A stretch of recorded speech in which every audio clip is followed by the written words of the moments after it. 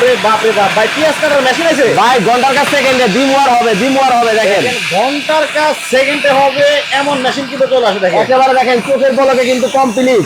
ভাই কি কাইটা কি পড়তাছে আমার কথা মানে শেষ হয়ে গেল। হাই হাই এই তো মেশিন ভরে গেছে গা একেবারে মেশিন দেখেন বইরা গেছে।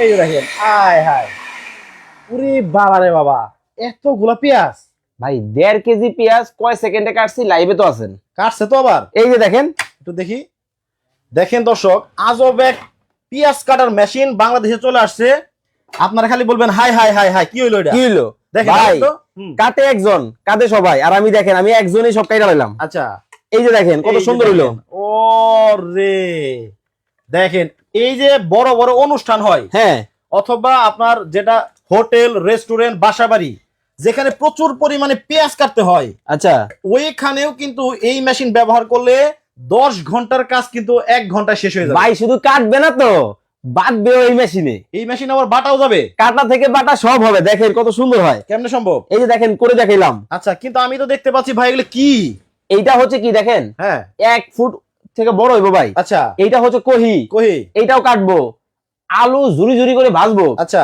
এই যে দেখেন এটা কি আচ্ছা জুস, এই সব হইব এই সব কিন্তু হবে আজকে। এই যে করল্লা বিসি সহ এই সব হইব এইগুলো চা আছে সব হবে ভাই। মানে